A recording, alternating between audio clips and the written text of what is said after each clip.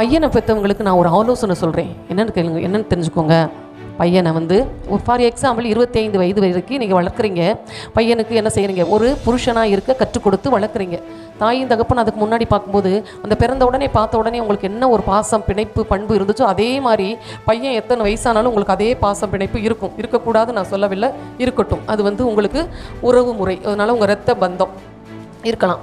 ஆனால் அவன் வந்து ஒரு பெண்ணுக்கு புருஷனாய் அவன் மாறும் பொழுது அவன் வந்து புருஷனாக தான் நீங்கள் அவங்கள பார்க்கணும். என் மகன் அப்படின்ட்டு சொல்லி அந்த குழந்தையை பார்த்த மாதிரியே பார்த்துக்கிட்டு ஒன்றுமே அவனுக்கு தெரியாது செய்யாதுன்னு சொல்லிட்டு அந்த பையனை இன்ட்ரடக்ஷன் கொடுக்குறதே பார்த்தா என் பையன் அப்படி இப்படின்னு சொல்லி எதையாவது ஒன்று குழப்பி புதுசாக வர்ற பொண்ணுக்கிட்ட தேவையில்லாததெல்லாம் போட்டு விட்றது. ஏன்னா அந்த பொசசிவ்ங்கிற பிசாசு அன்னைக்கே அந்த பொண்ணுக்கிட்ட போய் தேவையில்லாததெல்லாம் சொல்லி விட்றது. என் பையன் அப்படித்தான் சாப்பிடுவான், இப்படி தூங்குவான், அப்படி தூங்குவான் உனக்கு அப்படின்னெல்லாம் சொன்னோன்னே அந்த இப்போ உள்ள பெண்கள்லாம் வந்து என்னென்னா அதுகளும் செல்லமாக வளர்க்கப்பட்ட பிள்ளைங்க தான்.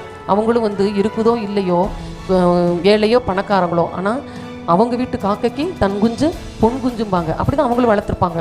இன்னொரு வீட்டிலேருந்து வந்த பிள்ளைகிட்ட போய் நல்லா அடுக்குமொழியில் வேணுக்குனே வந்து சொல்லி அந்த பொண்ணுடைய மனதை ஃபஸ்ட்டே கலைச்சி விட்டுறது. இதுக்கெல்லாம் இடம் கொடுக்காதீங்க. அருமையான பெற்றோரே, ஆண்டவர் என்ன சொல்கிறாருன்னா, தாயின் தகப்பனே விடு. இது உங்கள் மகனுக்கு ஒரு பெண்ணை கைப்பிடிக்கிறதுக்கு முதல் நாளே சொல்லிடணும்.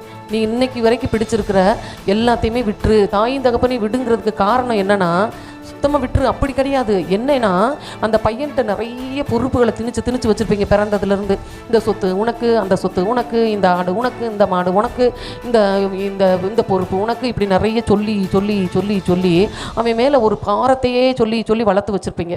இதெல்லாத்தையும் வச்சுருப்பீங்க. அதுக்கு தான் ஆண்டவர் என்ன சொல்லிட்டாரு, தாய் தகப்பனை விட்டுருனார். அவங்க நிறைய கட்டி வச்சுருப்பாங்க பொறுப்புங்கிற ஒன்று, அதெல்லாம் நீ விட்டுருன்ட்டார். விட்டுரு. ஏன்னா அந்த தாய் தகப்பனை படைத்தது ஆண்டவர் தான். நம்மளை நடத்த போகிறவர் ஆண்டவர் தான்.